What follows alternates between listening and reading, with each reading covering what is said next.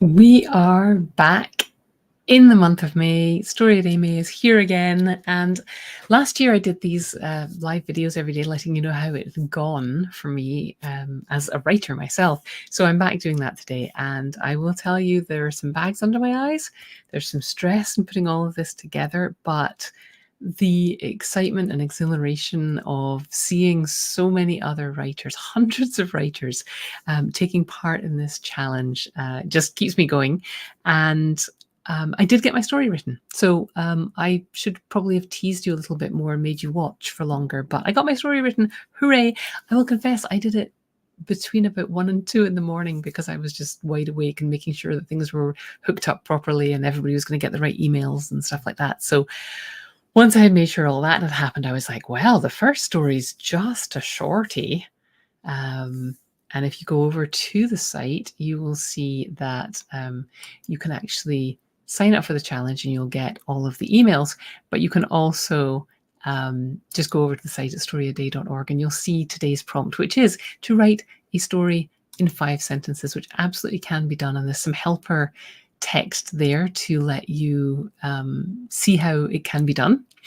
And then, of course, I went into, for people who wanted a bit more, I have my challenge handbook, which I'll talk about in a minute. But I wanted to share with you some of the comments from people who are taking part in the challenge. So I taught people this method for writing a story in 5 sentences. And obviously, as with anything at StoryADay, it's not hard and fast rules. Somebody was like, I wrote 6 sentences. Is that okay? I was like, absolutely. You keep 6 sentences if you want them. And someone else was like, yeah, I was writing like Dickens. So, all of my sentences were massively long and run on. And you'll see in the example I gave at the site, I was doing that too. It's cheating unless you don't consider cheating anything to worry about. Some of the things that people said, though, Rochelle said that this exercise was really useful in creating a succinct synopsis for my story idea. And that's one of the great things about this challenge, is that you're learning so much about storytelling and the craft of writing, as well as the discipline of showing up for yourself and the mindset around that. And you can take exercises like this, which do turn out a short story, and use them anytime you're stuck in your story. I gave some advice in there about writing a story based on the best idea you've had recently, the one that you're kind of hoarding. And Laura commented that she liked the advice about not letting our best ideas overwhelm us into inaction.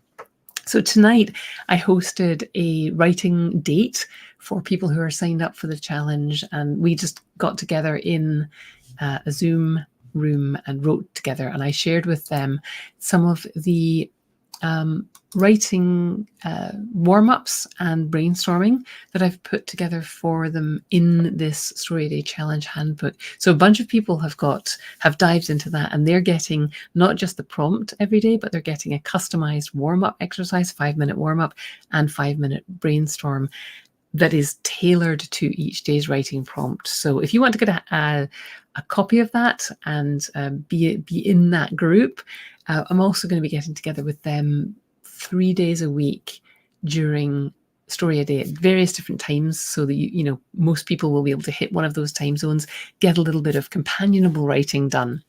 None of them will be between 1 and 2 in the morning, as I was writing this morning, at least not for me. They might be for you. But yeah, so like, this face is one of relief that the challenge is here, excitement that I actually got a story written today. And I will tell you, the process of writing the story was, how will I express this? It was a little terrifying, because I came up with an idea and then I had to sit and feel all those emotions that say, oh, this is, what are you going to, who's going to care? Who do you think you are to be able to write? You're never going to be able to write anything interesting about this idea.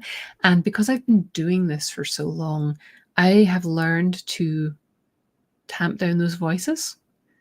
And I know from experience that when I let myself write, some good stuff's going to come out. It's not all going to be perfect, but I'm never going to regret having done it. So I just have learned to regulate those emotions a little bit, sit through them, let them happen, and say, you know what, I'm going to write anyway. Doesn't always work out, but during the challenge, I can certainly make that happen. And on deadline, I'm sure you recognize that. You can make that happen. So I've learned by doing that I can do this. So if you are struggling to write, I'm going to suggest that you sign up for the challenge and just practice. Even if the only thing you get out of these 31 days is the ability to sit through those emotions and those voices in your head and to say, I'm going to write anyway. If that's all you achieve in the next 31 days and you write some stories that you never do anything else with, that is a massive, massive win. And it will leak out into the rest of your life. There will be many occasions when you know you should be doing something that's good for you and your emotions get in your way, and you will know that you can sit through those emotions and you can do the thing that's good for you or good for the people around you, or whatever it is that you want to do. And you can sit with those things and you can do the thing, and then you can get the reward of knowing you've done the thing, however imperfectly. And it's a skill and a personal development thing that really enhances my life and the lives of other people who are writing regularly. People tell me they're more decisive, their day job gets easier, and it's because there's development that happens when you're writing. You can't help but be a better person when you're writing. I don't have the scientific evidence for that, but I bet you I can find it because people have been studying this stuff. Anyway, I wrote my story today. I hope you did too. If you started before you went to sleep last night, or if you finish before you go to sleep tonight, call it a win. Make your own rules. Join us. I'll be back with more of these. I'm going to try and do them as often as I can during May. And hopefully my enthusiasm for this will encourage you to get a little bit of writing in so that you can have some enthusiasm too. All right, that's it for today. End of a very long day. I'm going to go now and have a well-deserved drink of, I don't know, something with bubbles in it. Okay, I'll see you tomorrow, or you'll see me.